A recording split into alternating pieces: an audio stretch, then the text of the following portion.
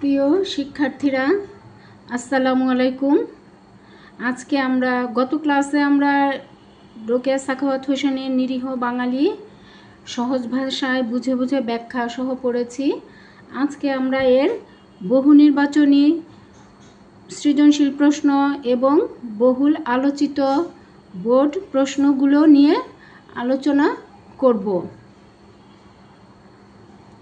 শুরু করছি বহু নির্বাচনী প্রশ্ন। একটি প্রশ্নে একটি উত্তর তোমাদের সুবিধার জন্যই পড়াই। নিরীহ বাঙালি প্রবন্ধের লেখক কে? রোকেয়া সাখাওয়াত হোসেন। নিরীহ বাঙালি প্রবন্ধটির লেখক কিভাবে বর্ণনা করেছেন? হাস্য রসাত্মকভাবে। নিরীহ বাঙালি প্রবন্ধটি আমাদের কি শিক্ষা দেয়? ইতিবাচক ও গুরুত্বপূর্ণ কাজের প্রতি মনোযোগী হওয়ার শিক্ষা দেয়। কাদেরকে দুর্বল ও নিরীহ বলা হয়েছে? বাঙালিকে। হাস্য রসাত্মকভাবে তিনি বাঙালিকে নিরীহ এবং দুর্বল। বাঙালি শব্দে কেমন ভাব প্রকাশিত হয়? সুমধুর, তরল, কোমল ভাব। বাঙালির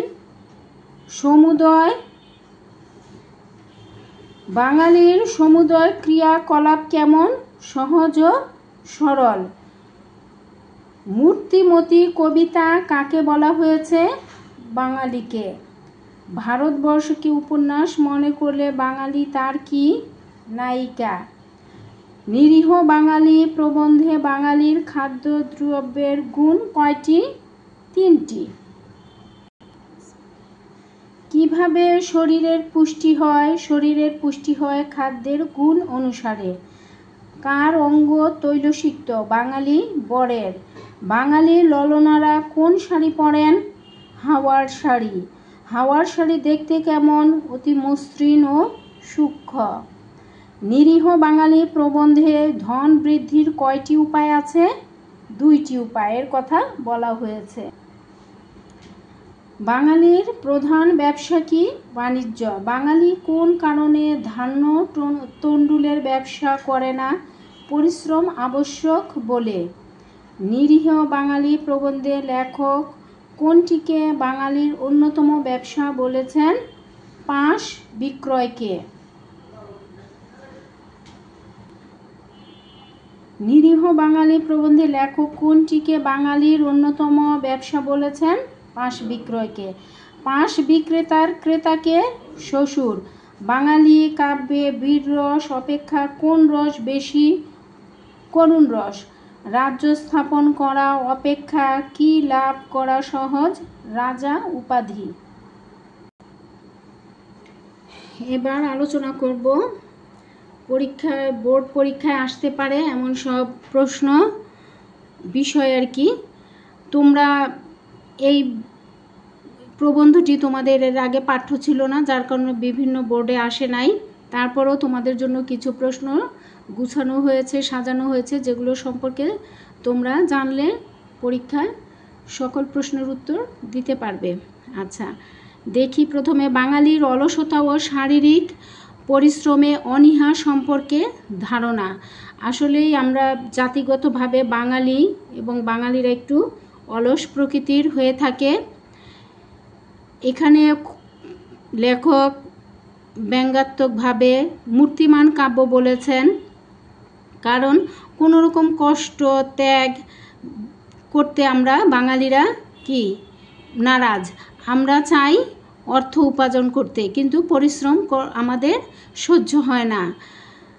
সহজে কিভাবে পয়সা উপার্জন করা যায় সেই ধান্দায় বাঙালি সব সময় কি করে? স্বপ্ন দেখে এবং আলস্যময় সৌন্দর্যের প্রতীক হয়ে জীবন কাটায়। তারা কি করে যে কেউ যদি চুল লম্বা করার তেল তৈরি করে, তখন তারা কি করে? চুল খাটো করার যে পদ্ধতি সেটা তাড়াতাড়ি তারা করে ফেলে, বিপরীত যেটা। কারণ সেটার কপি করা সহজ, নকল করা সহজ। বাঙালি এই কপি করতে সহজেই পটু এবং পারদর্শী। তারপর কোনো ভালো খাবার খেয়ে স্বাস্থ্য সুরক্ষা করার চাইতে বাঙালি কি উল্টাপাল্টা খেয়ে শরীর নষ্ট করে ডাক্তারের কাছে যেতে বেশি আগ্রহী। এজন্যই বলছে বাঙালির অলসতা ও শারীরিক পরিশ্রমে অনীহা রয়েছে যথেষ্ট। লেখক ব্যঙ্গাত্মকভাবে হাস্যরসাত্মকভাবে বাঙালিকে সেগুলো পরিহার করে কি করেছেন যে ভালো কাজে তারা যাতে অংশগ্রহণ করতে পারে, যাতে তাদের পরিশ্রম কি হয় সার্থক হয়, সেজন্য লেখক ব্যঙ্গাত্মকভাবে এবং হাস্যরসাত্মকভাবে বাঙালিকে অনুপ্রেরণা জুগিয়েছেন কাজের জন্য, পরিশ্রমের জন্য। শারীরিক পরিশ্রম ছাড়া বা মানসিক পরিশ্রম ছাড়া জীবনে কখনোই উন্নতি লাভ করা যায় না, সেটা বাঙালিকে তিনি বারবার প্রতিটা লাইনেই প্রায় একথা বুঝিয়ে বলতে চেয়েছেন। আচ্ছা, তারপর অল্প পরিশ্রমে অধিক লাভের আকাঙ্ক্ষা। এই যে সে প্রবন্ধে আমরা পাই, নিরীহ বাঙালি প্রবন্ধে, যে অল্প পরিশ্রম করে তারা অধিক লাভ করতে চায়। ওই যে কেউ একটা কেশ বড় করার, চুল বড় করার তেল বের করলে তারা খুব দ্রুত সেটার বিপরীত ধর্মী একটা চুল ছোট করার বের করে। কেউ যদি মাথা ঠান্ডা রাখার ঔষধ তৈরি করে, বাঙালি কি করে মাথা উত্তপ্ত করার ঔষধ যে উপায় সেটা সহজেই বের করে ফেলে। তারা অল্প পরিশ্রমে বাণিজ্য করতে গেলে সিনবাদের মতো তারা বাণিজ্য করতে চায় ঠিকই, কিন্তু তারা সিনবাদ যেমন জীবনকে তুচ্ছ জ্ঞান করে সমুদ্রের পর সমুদ্র পাড়ি দিয়ে ব্যবসা বাণিজ্য করেছে, সেই রকম বাণিজ্য কিন্তু তারা করতে চায় না। তারা কীরকম বাণিজ্য, একটা দোকানপাট খুলে বসবে, সেখানে মেয়েদের সাজসজ্জার সামগ্রী বিক্রি করবে, এগুলো তো সবসময় বিক্রি হয়, এতে পরিশ্রম কম, বসে বসে আরামে তারা এসব বিক্রি করবে। তারা কি খাদ্য খাওয়ায় বাঙালি খুব পটু, এবং এই সমস্ত এখানে ত্রিগুণাত্মক 3টা গুণের অধিকারী খাবারের কথা লেখক দেখিয়েছেন। সেই খাবারগুলো খেয়ে তারা ভুরি ভোজে মগ্ন হয়ে পড়ে এবং একদিনের শোয়ার জন্য যদি শোয় তাহলে 3 দিন তারা ঘুমায়। এই হচ্ছে বাঙালির স্বভাব। তারা স্বভাবের দিক দিয়ে আবার ভীরু হয়, ভুঁড়ি ও মেদবহুল একটা শরীর স্বাস্থ্য বানিয়ে তারা ধীরে ধীরে কোমলের মতির মতো আস্তে ধীরে চলতে পছন্দ করে এবং অল্প পরিশ্রমেই তারা কাতর হয়ে যায়। তারা বেশিরভাগ সময়ই বিলাস ব্যসনে সময় কাটায় এবং ঘুমের ঘোরে তারা কি করে জীবন অতিবাহিত করে। তৎকালীন বাঙালি সমাজে, পরের প্রশ্ন, তৎকালীন বাঙালি সমাজে যৌতুক প্রথা সম্পর্কে ধারণা। এখানে লেখকের সময়কাল থেকে লেখক এখানে উপস্থাপন করেছেন যৌতুক প্রথার কথা, কিন্তু আমাদের সমাজে কি, আমাদের মধ্যে যৌতুক প্রথা কম আছে বর্তমান সমাজে? এখনকার দিনে যৌতুক প্রথা নাই, কিন্তু ঘুরিয়ে আর কি সোজাভাবে খায় না, একটু ঘুরিয়ে খায়, বলে যে মেয়েকে আপনারা যা যা দেওয়ার দিয়ে দিয়েন, এই হচ্ছে কথা। তো তৎকালীন সমাজে, বাঙালি সমাজে যেভাবে যৌতুক প্রথা হতো, ছেলে ওই যে লেখাপড়া করতো, সে কৃষি কাজে পটু না হয়ে, কৃষি কাজে না করে সে কি করত, লেখাপড়া করা সহজ, পাখার তলে বসে সে লেখাপড়া করে একটা ভালো যদি পাশ দিতে পারে, সেই পাশ বিক্রয় তার জন্য অনেক টাকা নিয়ে আসে। কিভাবে নিয়ে আসে? বিয়ের মাধ্যমে, যৌতুক প্রথার মাধ্যমে। সে বিয়ে করতে গেলে ওই পাশ কনের বাপিকে সে হচ্ছে বিক্রেতা, পাশ বিক্রয় করবে, আর কনের বাবা শ্বশুর যিনি, তিনি এই পাশ ক্রয় করে খরিদ করে নেবেন। কার জন্য? মেয়ের জন্য। একটা MA পাশ ছেলেকে খরিদ করতে হলে সেই সময় তার রাজকন্যা, তার মেয়ে এবং তার রাজত্বের অর্ধেক, তার সমুদয় সম্পত্তির অর্ধেক ছেলেকে দান করতে হয়। এই হচ্ছে যৌতুকের নিয়ম সেই সমাজে, তৎকালীন সমাজে। তবে আমাদের সমাজেও এখনকার দিনেও কিন্তু এর কমতি নাই।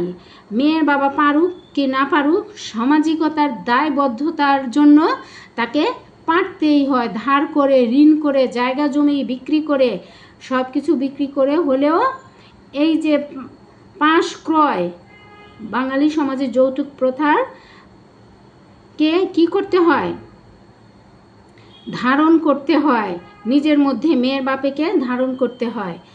এই ধারণ করা যে একজন মানুষের জন্য কতটা কষ্টের, কতটা দুর্বিষহ হয়ে ওঠে, এটা কিন্তু সমাজ বুঝতে চায় না। সমাজ কি করে, তার উপর চাপিয়ে দেয় যৌতুকের এক কঠিন বোঝা। তারপরের প্রশ্নে আসো, পরিশ্রমের মাধ্যমে আত্মনির্ভরশীল হওয়ার প্রত্যাশা। এটা একটু বহির্ভূত, এই প্রত্যাশাই করেছেন বেগম রোকেয়া সাখাওয়াত হোসেন সারাটা প্রবন্ধ জুড়ে।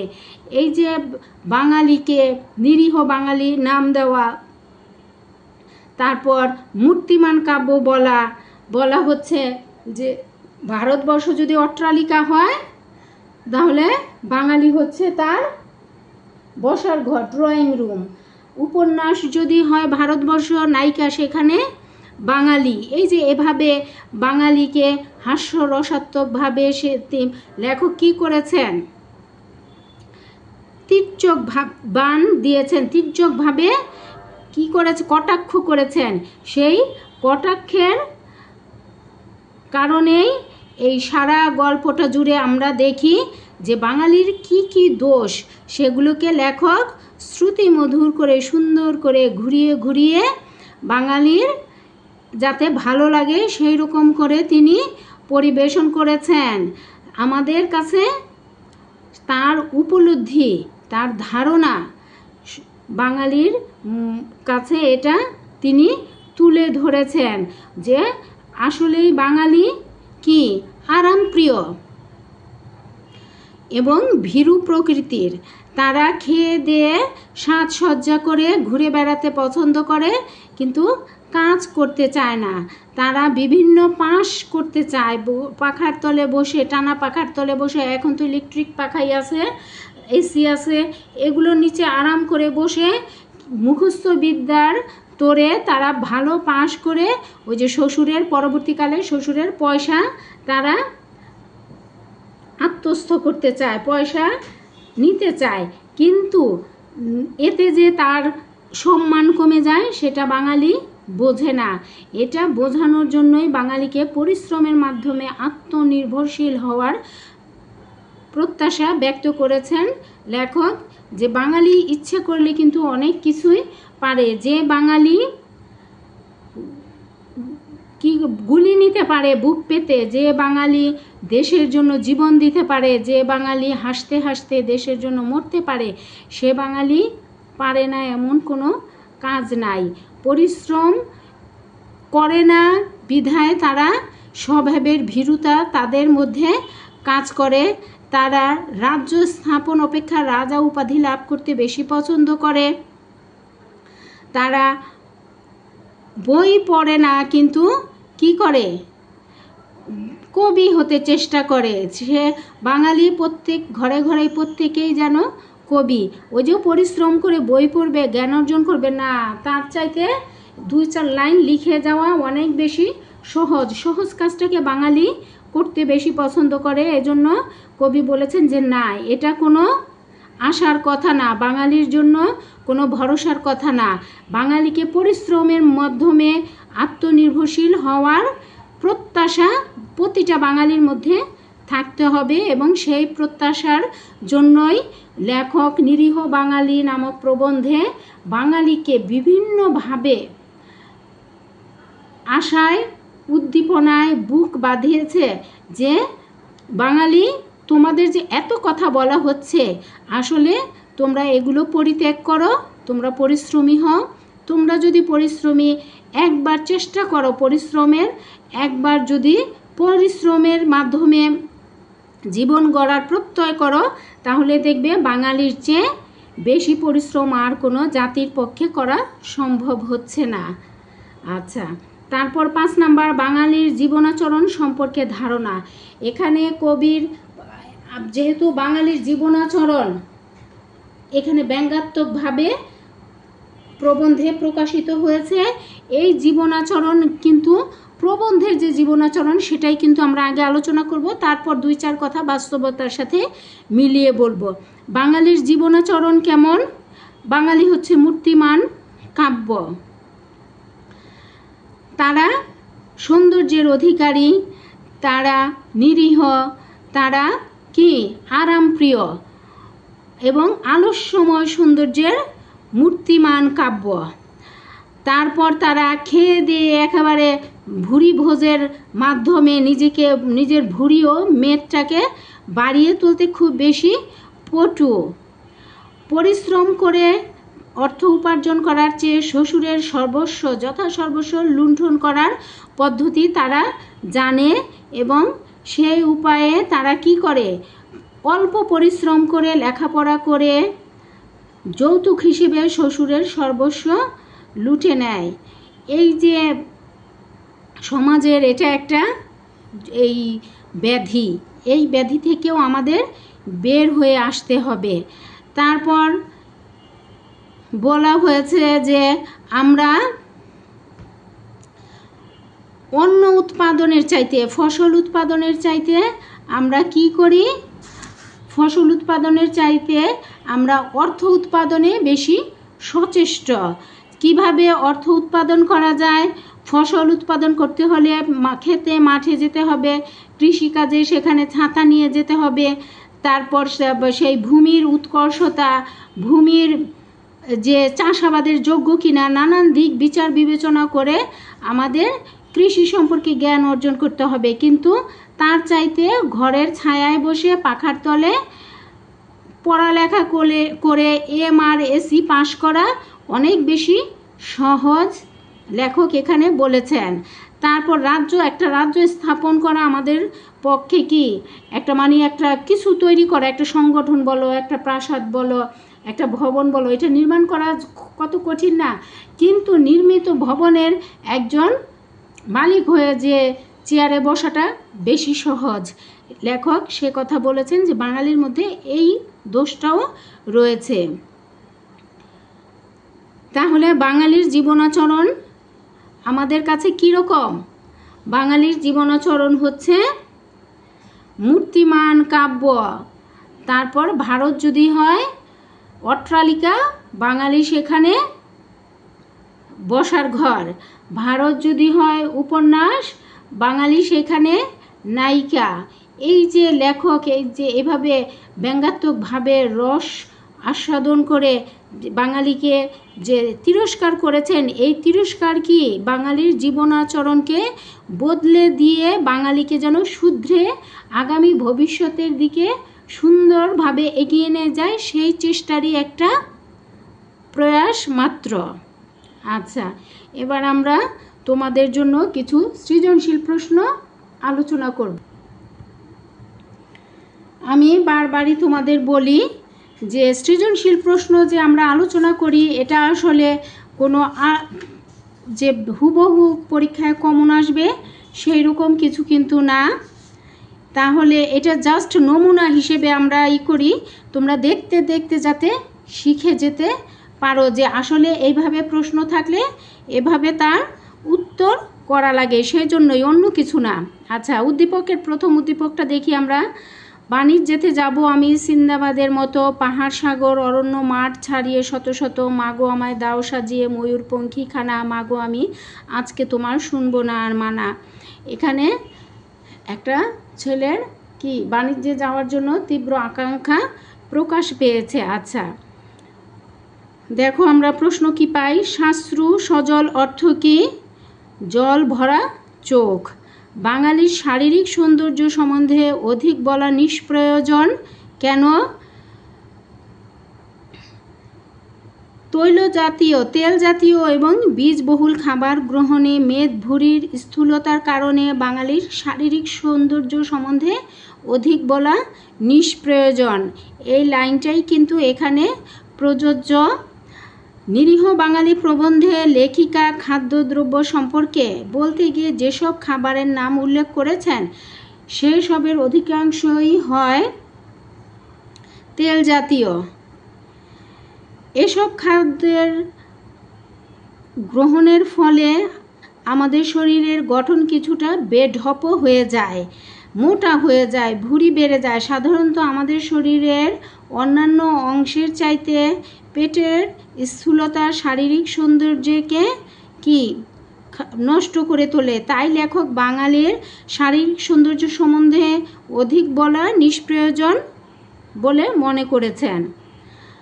উদ্দীপকের সিনবাদ নিরীহ বাঙালি প্রবন্ধে যে প্রসঙ্গে এসেছে তা ব্যাখ্যা করো। এখানে কিন্তু সমগ্র প্রবন্ধ প্রসঙ্গে আসে নাই, কোনো একটা প্রসঙ্গে এসেছে, সে প্রসঙ্গটা ব্যাখ্যা করতে বলা হয়েছে। উদ্দীপকের সিনবাদ নিরীহ বাঙালি প্রবন্ধের বাঙালির ব্যবসার দিকের প্রসঙ্গটাকে তুলে ধরেছে। নিরীহ বাঙালি প্রবন্ধে লেখক ব্যঙ্গাত্মক ভাষায় বাঙালি জাতির পরিচয় তুলে ধরেছেন। লেখকের মতে ধন বৃদ্ধির উপায় দুটি, একটা হচ্ছে কৃষিকাজ আর একটা হচ্ছে বাণিজ্য। তো বাণিজ্যতে যেতে যে পরিমাণ শ্রম ও শরীরের শক্তি দরকার হয়, এর পাশাপাশি ঝুঁকিও নিতে হয়। এত বড় উদাহরণ হলো এটি আরব্য সিনবাদের কাহিনী। কিন্তু বাঙালি এত বড় ঝুঁকি ও পরিশ্রম স্বীকার করে ধনী হতে, অর্থ উপার্জন করতে চায় না। উদ্দীপকের কবিতাংশে কবি নিজেকে একজন শিশু অভিযাত্রী ও বণিক হিসেবে উল্লেখ করে আরবীয় খ্যাতনামা বণিক সিনবাদের দেশে যেতে চান। ঝুঁকিপূর্ণ কাজ হওয়ায় কবি নিজেকে একজন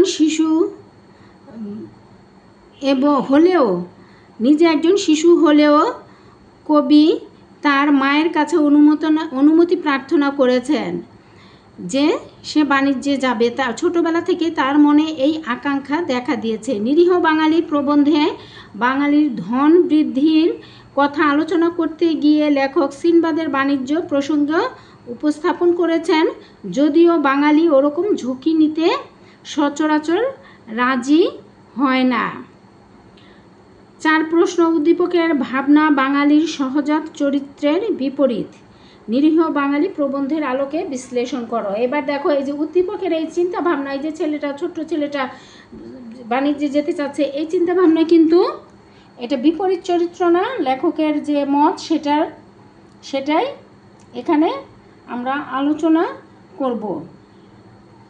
বাঙালি জাতি তুলনামূলকভাবে অন্যান্য জাতি থেকে আরামপ্রিয় এবং অলস প্রকৃতি। নিরীহ বাঙালি প্রবন্ধে লেখক বাঙালির প্রাত্যহিক জীবনাচরণের বিভিন্ন দিক হাস্যরসাত্মকভাবে বর্ণনা করেছেন। এতে উঠে এসেছে বাঙালির পুরুষগণের অলসপ্রিয়তা, শারীরিক পরিশ্রমের অনীহা, বাগাড়ম্বর আচরণ। বাঙালির ধন বৃদ্ধির কর্মকাণ্ডকে উপরোল্লিখিত বৈশিষ্ট্যে দৃশ্যমান। তারা প্রচণ্ড ঝুঁকি নিয়ে সমুদ্র বাণিজ্য করতে যেমন আগ্রহী নন, তেমনি আগ্রহ নেই আসল কোনো জিনিসপত্র তৈরি করার ক্ষেত্রেও। উদ্দীপকে কবি তার শৈশবকালীন মনোভাব তুলে ধরেছেন। মায়ের কাছে সিনবাদের মতো বাণিজ্য যাওয়ার অনুমতি প্রার্থনা করছেন। শত শত পাহাড়, সাগর, অরণ্য, মাঠ ছাড়িয়ে ময়ূরপঙ্খী নাও সাজিয়ে তিনি সমুদ্র বাণিজ্যে যাবেন। এমনকি তিনি মায়ের মানাও শুনবেন না। অন্যদিকে নিরীহ বাঙালি প্রবন্ধে বাঙালি সিনবাদের মতো এতটা ঝুঁকিপূর্ণ ব্যবসা বাণিজ্য করে অর্থ আয় করাকে সঙ্গত মনে করছেন না বলে লেখক বর্ণনা করেছেন। উদ্দীপকের কবিতাংশের ন্যায় নিরীহ বাঙালি প্রবন্ধে সিনবাদের সমুদ্র বাণিজ্য প্রসঙ্গ উঠে আসলেও উদ্দীপকের কবিতাংশের কবি যে কোনো মূল্যে সিনবাদের মতো মহাঝুঁকি উপেক্ষা করে বাণিজ্যে যেতে প্রস্তুত। কিন্তু বাঙালি সচরাচর এমন মনোভাব সম্পন্ন নয়। তারা চায় ধন বৃদ্ধির সহজ উপায়। তাই বলা যায় উদ্দীপকের ভাবনা বাঙালির সহজাত চরিত্রের বিপরীত। মন্তব্যটি যথার্থ।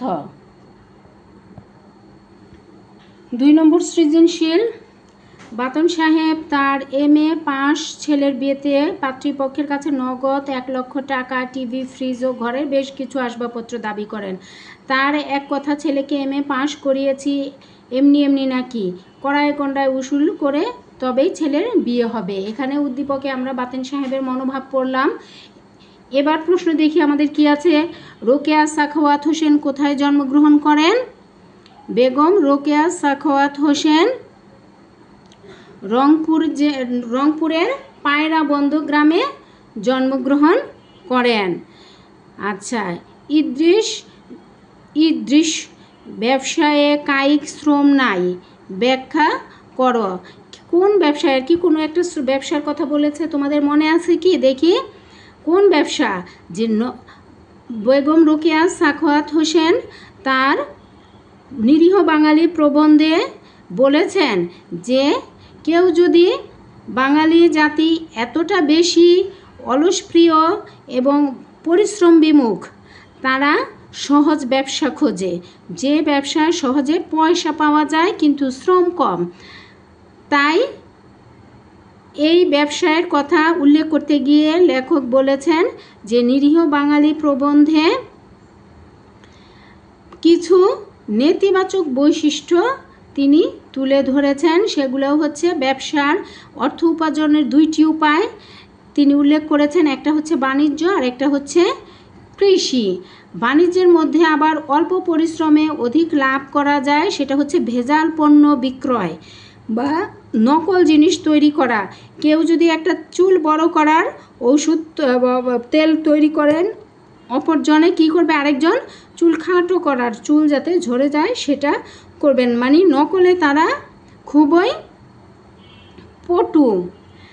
ভেজাল পণ্য বিক্রি করার প্রতি আগ্রহ বাঙালির সহজাত প্রবৃত্তির মধ্যে একটি।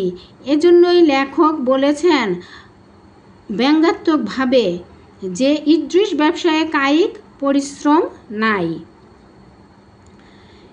উদ্দীপকে নিরীহ বাঙালি প্রবন্ধের ফুটে ওঠা দিকটি ব্যাখ্যা করা। উদ্দীপকে ফুটে উঠেছে কি, বাতেন সাহেব ছেলেকে পড়াশোনা করিয়েছেন এবং সে কি করতে চাইছেন, সে ছেলের পাশ বিক্রয় করতে চাচ্ছেন।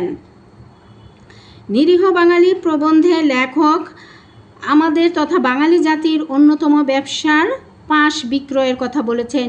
এই পাশ বিক্রেতা হচ্ছে বর এবং ক্রেতা হচ্ছে শ্বশুর। একটি পাশের মূল্য অর্ধেক রাজত্ব, এক রাজকুমারী। পাত্র MA পাশ হলে তো কোনো কথাই নাই, তার মূল্য এক রাজকুমারী ও সমুদয় রাজত্ব। অর্থাৎ পাত্রপক্ষের বিশাল অঙ্কের যৌতুক দাবির বিষয়টি এখানে তুলে ধরা হয়েছে। উদ্দীপকের বাতেন সাহেব তার MA পাশ ছেলেকে বিয়ে করাতে গেলে পাত্রীপক্ষের কাছে নগদ 1 লক্ষ টাকা, টিভি, ফ্রিজ, বিভিন্ন আসবাবপত্র দাবি করেন। ছেলের MA পাশ হওয়া তার এমন দাবিকে অত্যন্ত যৌক্তিক বলে মনে হয়।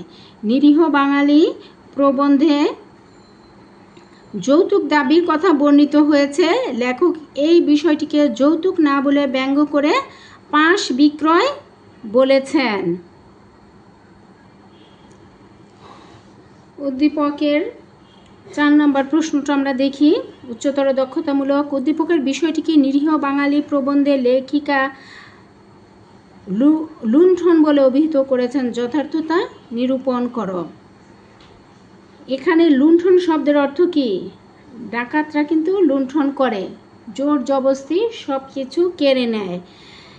শ্বশুর তথা পাত্রীর বাবা যৌতুক হিসেবে টাকা পয়সা ও অন্যান্য জিনিসপত্র দিতে বাধ্য হয় বলে প্রশ্নের মন্তব্যটি করা হয়েছে। নিরীহ বাঙালি প্রবন্ধে লেখক বাঙালির ধন বৃদ্ধির উপায় সম্পর্কে বর্ণনা করতে গিয়ে বলেছেন, পাশ বিক্রয় প্রসঙ্গটি নিয়ে এসেছেন মূলত যৌতুক দাবির প্রসঙ্গে। তিনি পাত্রকে বা পাত্রপক্ষে বিক্রেতা এবং কনের বাবা বা শ্বশুরকে ক্রেতা বলেছেন।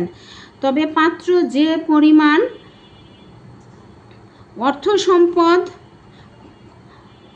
যৌতুক দাবি করে তাতে অনেক সময় তাকে লুটপাটের পর্যায়ে ফেলে দেওয়া যায় অনায়াসেই। ওই যে যৌতুক যত পরিমাণ দাবি হয়। উদ্দীপকের বাতেন সাহেব তার ছেলেকে বিয়ে করাতে গিয়ে বিপুল পরিমাণ অর্থ জিনিসপত্র যৌতুক হিসেবে দাবি করেন। মেয়ের বাবা হওয়ায় কনেপক্ষের কাছে যৌতুক চাওয়াকে তিনি অত্যন্ত কি যৌক্তিক বলে মনে করে। নিরীহ বাঙালি প্রবন্ধে এমন বিষয়ের এমন বিষয় তুলে ধরেছেন লেখক। প্রথমে একে পাশ বিক্রয় বললেও পরিস্থিতি বিবেচনায় পরে লুণ্ঠন বলে অভিহিত করেছেন। লুণ্ঠন মানে হচ্ছে ডাকাতি। উদ্দীপকের যৌতুক চাওয়া এবং নিরীহ বাঙালি প্রবন্ধের পাশ বিক্রয় মূলত একটি জিনিসের ভিন্ন নাম দুইটি। বরের চাহিদা মেটাতে মেয়ের বাবাকে বা বরের শ্বশুরকে কখনো কখনো নিজের সারা জীবনের সঞ্চয় শেষ করে দিতে হয়। সেই বিবেচনায় লেখক এখানে শ্বশুরের সর্বস্ব লুট করে নিয়ে বরকে